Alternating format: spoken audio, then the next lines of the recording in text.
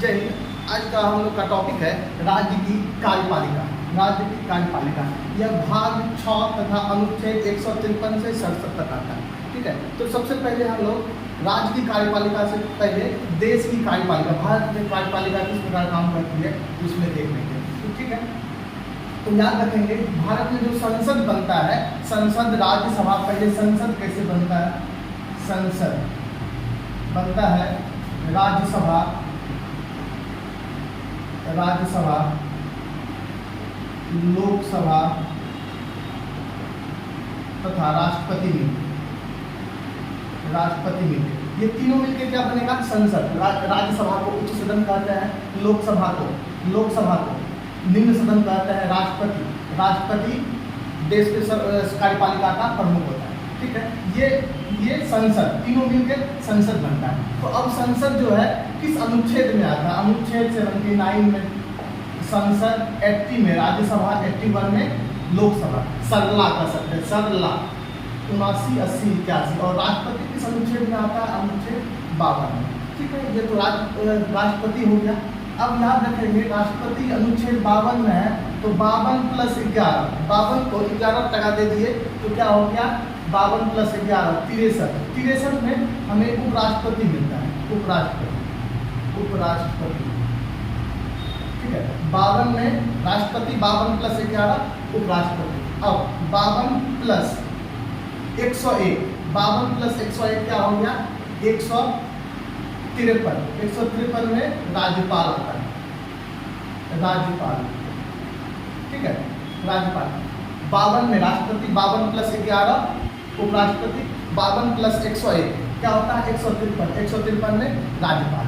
अब हम लोग देखते हैं राज्य की कार्यपालिका। राज्य की कार्यपालिका कैसे, किस प्रकार मिलकर बनता है? ठीक है, इसमें आता है सबसे पहले राज्यपाल, मुख्यमंत्री तथा मंत्रिपरिषद,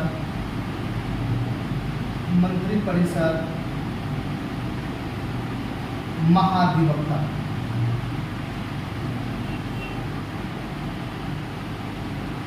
याद रखेंगे राज्य को, कोई भी राज्य को यही 4 लोगों के द्वारा चलाया जाता है। तो राज्यपाल राज्य का प्रमुख होता है और मुख्यमंत्री इसके सलाह पर, ठीक है, मुख्यमंत्री के सलाह पर वो सब काम करते हैं मुख्यमंत्री, लेकिन किसके आदेश पर? राज्यपाल के आदेश पर। ठीक है, और फिर मंत्रिपरिषद, फिर महाधिवक्ता। जितना भी न्यायिक से जुड़ा हुआ मुद्दा है इसे कौन देखते हैं? महाधिवक्ता। ठीक है, तो हम लोग कह सकते हैं राज्य की कार्यपालिका में कौन आते हैं? राज्यपाल, मुख्यमंत्री, मंत्रिपरिषद, महाधिवक्ता। किस अनुच्छेद से लेकर किस अनुच्छेद तक? अनुच्छेद 153 से लेकर 167 तक में पूरे राज्य की कार्यपालिका आ जाती है। तो राज्य की कार्यपालिका में हमें क्या क्या पढ़ना है? राज्यपाल, मुख्यमंत्री, मंत्रिपरिषद, महाधिवक्ता। ठीक है, महाधिवक्ता, यही 4 चीज के बारे में हमें पढ़ना है। तो चलिए सबसे पहला टॉपिक है इसका, सबसे पहला टॉपिक है राज्यपाल। सबसे पहला टॉपिक है राज्यपाल। राज्यपाल संविधान के अनुच्छेद 153 के अंतर्गत आता है, 153 के अंतर्गत आता है। राष्ट्रपति अनुच्छेद 52 में आता है, उसमें 101 जोड़ देंगे, 153 में क्या आते हैं? राज्यपाल। याद रखेंगे राज्यपाल राज्य का संवैधानिक प्रमुख होता है, राज्यपाल राज्य का संवैधानिक प्रमुख होता है। इसकी नियुक्ति राष्ट्रपति के द्वारा किया जाता है। तो इसकी नियुक्ति 2 प्रकार से, 2 कार्य के लिए किया जाता है। ठीक है, 2 कार्य के लिए किया जाता है। सबसे पहला ये केंद्र सरकार का दूत होता है, केंद्र सरकार का दूत होता है, या एजेंट कहिए, केंद्र सरकार का दूत होता है। दूसरा राज्य का कार्यपालिका प्रमुख होता है, राज्य का कार्यपालिका का प्रमुख होता है।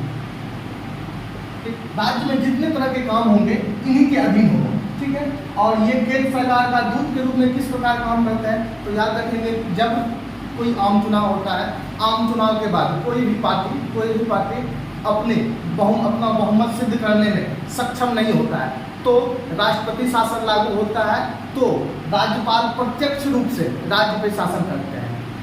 और दूसरे शब्दों में कहें तो वो राज्यपाल शासन हो जाता है, राज्यपाल खुद से शासन करते हैं पूरे राज्य में। पूरा सब पुलिस वगैरह पे सब पे कंट्रोल किसका आ जाता है? राज्यपाल का। ठीक है।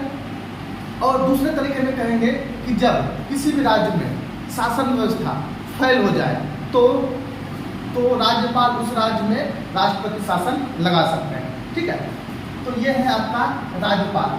याद रखेंगे, कहा गया है राज्यपाल एक सोने की तोता है लेकिन वो पिंजरे में बंद है, उसे प्रत्यक्ष रूप से कोई कार्य करने का मौका नहीं मिलता है। ठीक है। प्रत्यक्ष रूप से कोई कार्य करने का मौका मिलता नहीं है।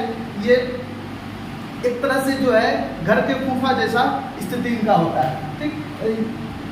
पदवी तो बहुत बड़ा होता है लेकिन कार्य प्रत्यक्ष रूप से कोई नहीं करते हैं। ठीक। और एक याद रखेंगे, ये राज्य के सभी कुलपति के कुलाधिपति ये कहलाता है। सभी जितने भी चांसलर होते हैं वीसी सभी यूनिवर्सिटी में अलग अलग वीसी होते हैं, ये सभी को नियुक्त कौन करते हैं?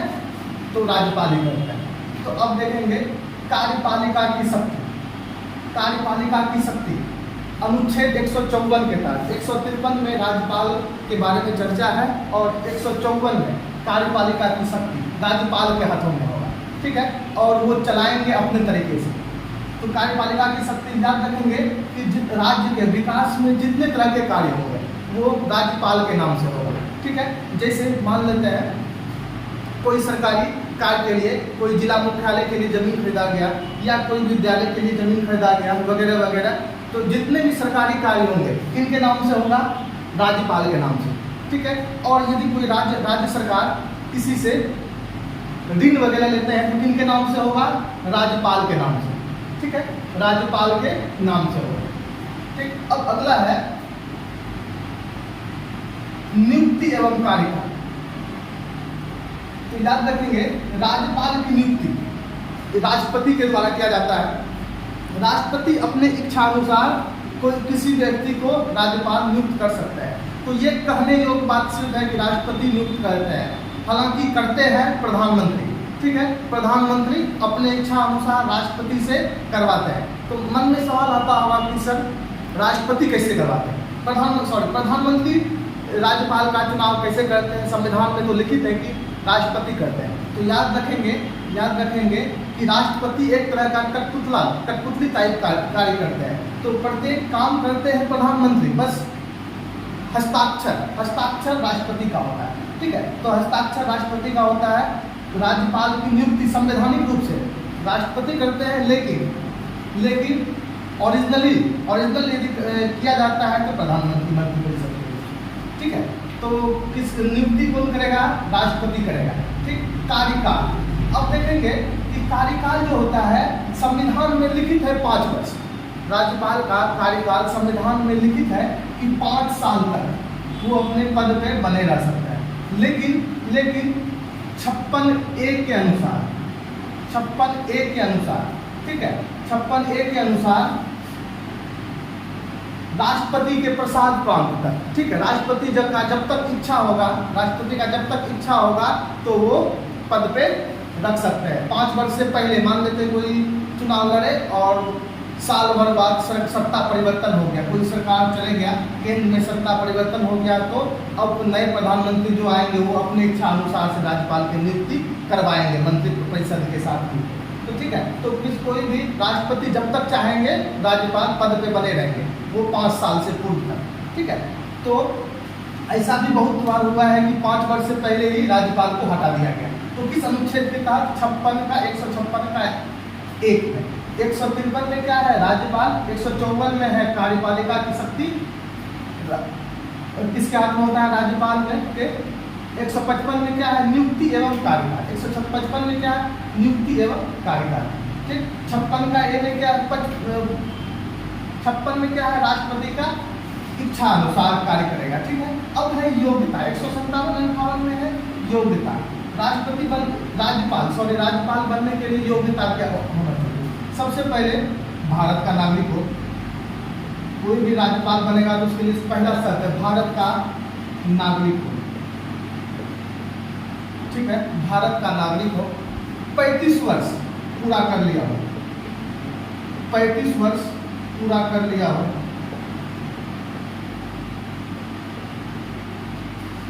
किसी भी लाभ के पद पर ना हो, किसी भी लाभ के पद पर ना हो, किसी भी लाभ के पद पर ना हो, ठीक है। भारत का नागरिक हो, 35 वर्ष पूरा कर लिया और किसी भी लाभ के पद पर ना हो, तथा संसद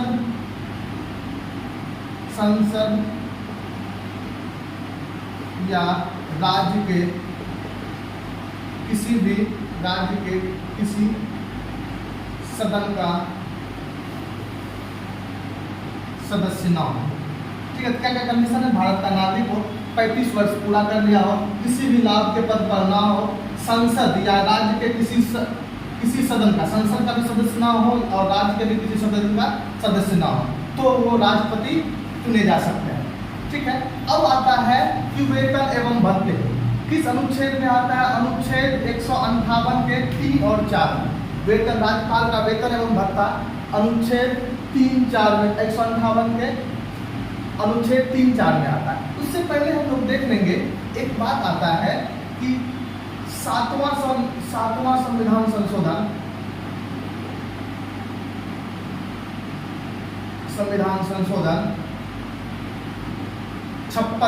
1956 के द्वारा कहा गया है कि कोई भी राज्य का राज्यपाल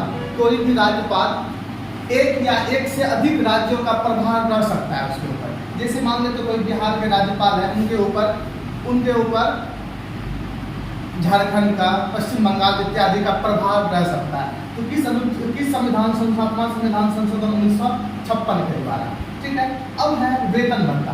वेतन भत्ता 3,50,000 लाख कहिए या 3,50,000 वेतन होता है। और इनका जो वेतन दिया जाता है कहाँ से? संचित निधि से, ठीक है। वेतन 3.5 लाख है, दिया कहाँ से जाता है? संचित निधि से। अब ध्यान देने योग्य बात यह है कि संचित निधि से दिया जाता है जब तक, मान लेते हैं कोई भी राज्यपाल, बिहार का राज्यपाल, ठीक है, जब तक वे पद पे बने रहेंगे तो उन्हें राज्य का संचित निधि से वेतन दिया जाएगा। जैसे बिहार के राज्यपाल है तो जब तक पद पर बने रहेंगे तो राज्य के संचित निधि से वेतन दिया जाएगा, लेकिन जब सेवानिवृत्त हो गए 5 वर्ष बाद तो उन्हें पेंशन देश के, भारत के संचित निधि से दिया जाएगा। तो ठीक है, जब तक पद पे बने रहेंगे तो वेतन कर सकते हैं। वेतन मिलता है, वेतन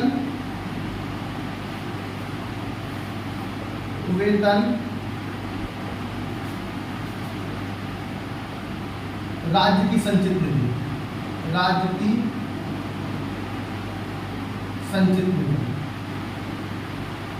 ठीक है।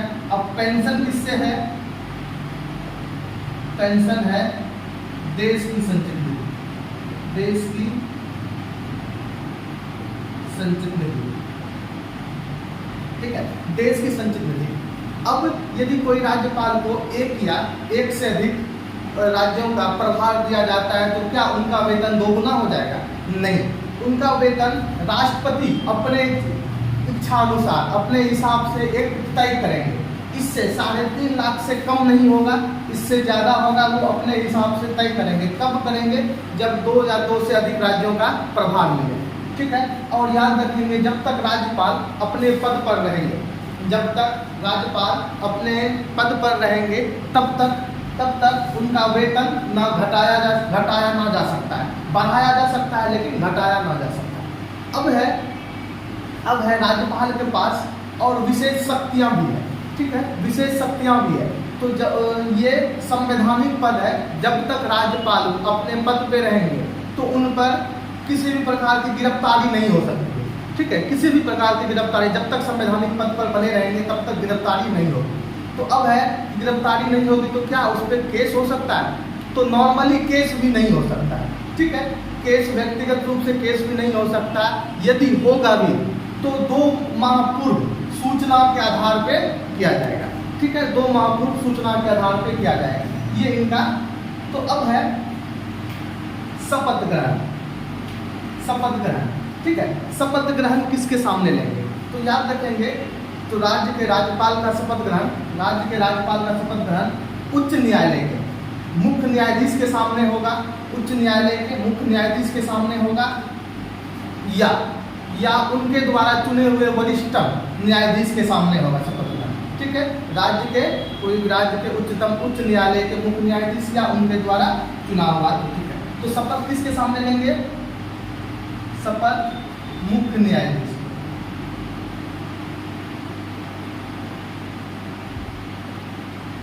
इस्तीफा किसको देंगे? ठीक है, अपना पद की इस्तीफा जो अपना त्याग पत्र कह सकते हैं, त्याग पत्र, पद से त्याग पत्र किसके सामने देंगे? तो राष्ट्रपति के सामने, राष्ट्रपति के सामने। तो याद रखेंगे शपथ ग्रहण किसके सामने? मुख्य न्यायाधीश के सामने, हाईकोर्ट के उच्च न्यायालय के मुख्य न्यायाधीश के सामने, और त्याग पत्र किसके सामने? राष्ट्रपति के सामने।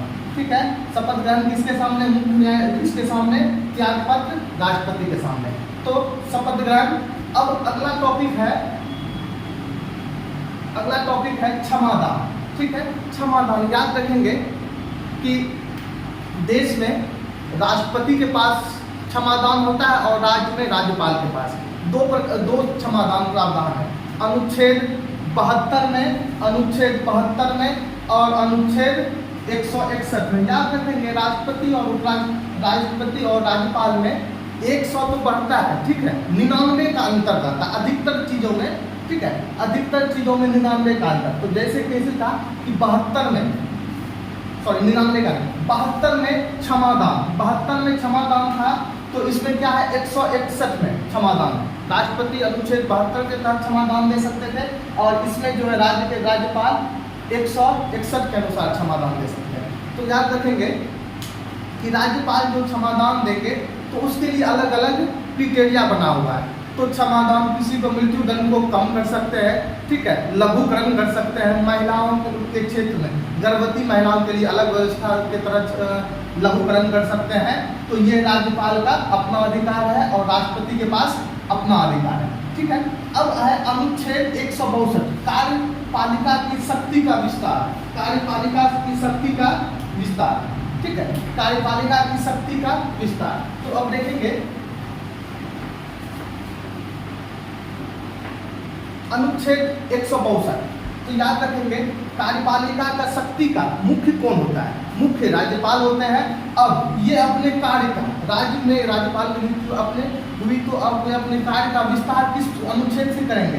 अनुच्छेद 162 के तहत वे अपने कार्य का विस्तार कर सकते हैं, अपने बड़ा कर सकते हैं, तो विकास के लिए कार्य करवा सकते हैं। तो वो खुद से नहीं करेंगे, राज्यपाल अपने राज्य के विकास का कार्य खुद से नहीं करेंगे, माध्यम से करवाएंगे। तो ठीक है, तो क्वेश्चन पूछा जाता है कार्यपालिका की शक्ति का विस्तार किस अनुच्छेद में?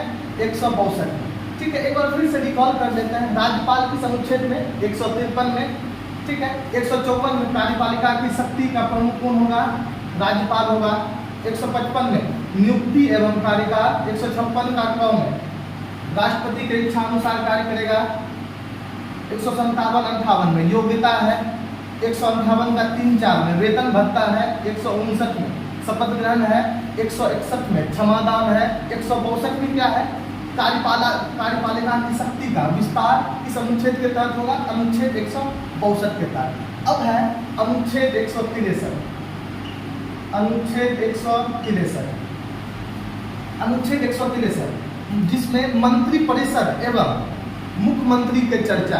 ठीक है, मुख्यमंत्री की चर्चा है। तो याद रखेंगे कि राज्यपाल की सहायता करने के लिए, राज्यपाल का सहायता करने के लिए एक मंत्रिपरिषद होगा, एवं उसका प्रमुख मुख्यमंत्री होगा। तो यदि पूछा जाता है कि मंत्रिपरिषद का चर्चा, मंत्रिपरिषद एवं मुख्यमंत्री का चर्चा किस अनुच्छेद में है? तो किस अनुच्छेद में है? 163। मंत्रिपरिषद एवं मुख्यमंत्री का चर्चा किस अनुच्छेद में है? 163 में। और 164 में क्या है? मंत्रिपरिषद का गठन। ठीक है, मंत्रिपरिषद का गठन। तो याद रखेंगे कि राज्यपाल अपने काम को सुलभ बनाने के लिए एक मंत्रिपरिषद बनाता है। ठीक है, मंत्रिपरिषद बनाता है और वही कार्य करता है। ठीक, मंत्रिपरिषद का प्रमुख होता है मुख्यमंत्री। अनुच्छेद 164 के अनुसार मंत्रिपरिषद का गठन होता है। तो याद रखेंगे 163 और अनुच्छेद 164। काफी महत्वपूर्ण है। 163 में क्या होता है कि मंत्रिपरिषद एवं मुख्यमंत्री के बारे में अनुच्छेद 163 में वर्णित है। यदि पूछेगा मुख्यमंत्री का चर्चा किस अनुच्छेद में है, 163 में। मंत्रिपरिषद का चर्चा किस अनुच्छेद में है, 163 में। लेकिन नियुक्ति पूछेगा तो अनुच्छेद 164 में। तो मुख्यमंत्री की नियुक्ति कौन करेगा, राज्यपाल। तो फिर पूछा जाता है नियुक्ति कौन करता है, राज्यपाल। पूछा जाता है क्या राज्यपाल नियुक्त होते हैं, चुनाए जाते हैं, ठीक है, मनोनीत होते हैं, तो क्या होते हैं, नियुक्त होते हैं। किसके द्वारा नियुक्त किए जाते हैं, मुख्यमंत्री की नियुक्ति किसके द्वारा होती है, राज्यपाल के द्वारा। याद रखेंगे, राज्यपाल अपने काम को सही सुचारू ढंग से चलाने के लिए मुख्यमंत्री की नियुक्ति करते हैं और मुख्यमंत्री की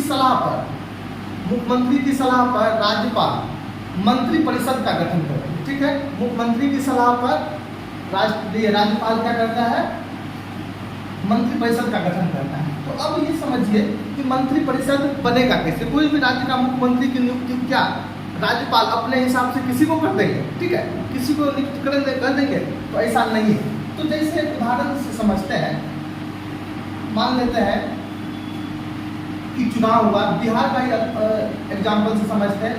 चुनाव हुआ जिसमें 243 सीटों की संख्या कितनी है, 243। कुल आम चुनाव हुआ, आम चुनाव में, ठीक है, आम चुनाव में जो किसी पार्टी को 122 प्लस सीटें आई, मतलब क्या हुआ, आधा प्लस 1, 122 प्लस 1 सीटें आई। तो अब ये क्या करेगा, 122 प्लस सीटें आई, तो अब क्या होगा कि ये 122 प्लस सीटें, ये 122 मिलकर किसी एक व्यक्ति को अपना नेता चुनेगा, दल का नेता। ये किसी दल का भी हो सकता है, निर्दलीय भी हो सकता है, बस ये 122 के विवेक पर निर्भर कर सकता है। तो सवाल आता है क्या विधानसभा का सदस्य होना चाहिए, ऐसा कोई निश्चित नहीं है। क्या विधान परिषद का सदस्य होना चाहिए, ऐसा कोई निश्चित नहीं है। दोनों में से किसी का भी नहीं रहेगा। कोई आम व्यक्ति भी जो 25 वर्ष का उम्र पूरा कर चुका हो, यदि 122 व्यक्ति उसे दल का नेता मान लेते हैं तो वो मुख्यमंत्री के लिए मान्य हो जाएंगे। शर्त ये रहेगा, दल का नेता होगा और यही क्या होगा, मुख्यमंत्री, ठीक है। शर्त यही होगा कि 6 माह के अंदर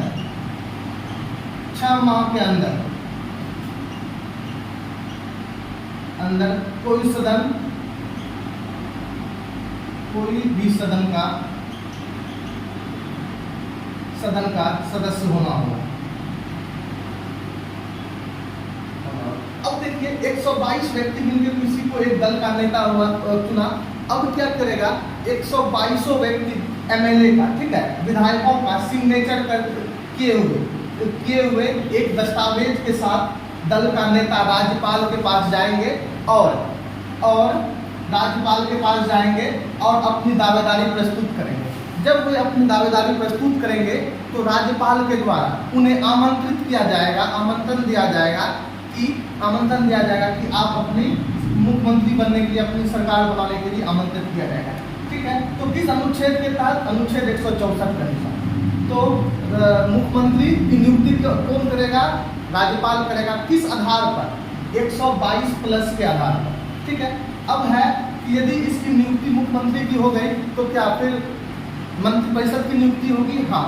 तो वो मुख्यमंत्री के सलाह पर राज्यपाल मंत्रिपरिषद की गठन करेंगे, ठीक है। वे अलग अलग तरह के मंत्री बना सकते हैं, ठीक है, अलग अलग तरह से मंत्री बना सकते हैं। और मंत्री के लिए भी यही मान्य होगा कि वो कोई भी अन्य सदस्य जो कि ना विधानसभा का सदस्य रहा हो, ना विधान परिषद का सदस्य हो, उसे मंत्री बनाया जा सकता है, बशर्ते 6 माह के अंदर उसे किसी भी सदन का सदस्य बनना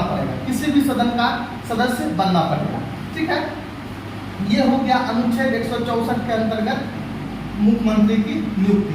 अब यदि मुख्यमंत्री नियुक्त हो गया, ठीक है, नियुक्त हो गया, तो भारतीय संविधान के नीति निर्देशक तत्व में राज्य में कार्य करने के लिए उनके पास अलग अलग अधिकार हैं, अलग तरीके से वो कार्य कर सकते हैं, ठीक है, कार्य कर सकते हैं। अब है कि अनुच्छेद 167 के अनुसार, ठीक है, अनुच्छेद 167 के अनुसार समय समय पर, अनुच्छेद 167 के अनुसार समय समय पर मुख्यमंत्री को अपने कार्य की सूचना कि वो राज्य में किस प्रकार कार्य कर रहा है, अपने कार्य की सूचना राज्यपाल को देना होगा, ठीक है, राज्यपाल को देना होगा। किस अनुच्छेद के तहत देगा? अनुच्छेद 167 के अनुसार राज्यपाल को अपने काम के बारे में बताएगा। अब है कि क्या मुख्यमंत्री के इस्तीफा दे देने से के बाद मंत्रिपरिषद रहेगा कि नहीं? यदि मुख्यमंत्री अपना इस्तीफा दे देते हैं तो मंत्रिपरिषद स्वतः समाप्त हो जाएगा। मुख्यमंत्री के इस्तीफा देते ही पूरा मंत्रिपरिषद खत्म हो जाएगा। तो क्या विधानसभा भी भंग हो जाएगा? नहीं, विधानसभा भंग होने का इसमें किसी प्रकार का नहीं होता है। तो यदि मुख्यमंत्री अपना इस्तीफा देते हैं तो मंत्रिपरिषद खत्म हो जाएगा, फिर जो है मंत्रिपरिषद खत्म हो जाएगा, फिर जिस दल को ज़्यादा सीटें होगा तो उसका नेता बनेगा। तो अब आता है कि क्या जिसे अल्पमत है, ठीक है, अल्पमत है, वो सत्ता में रह सकता है क्या?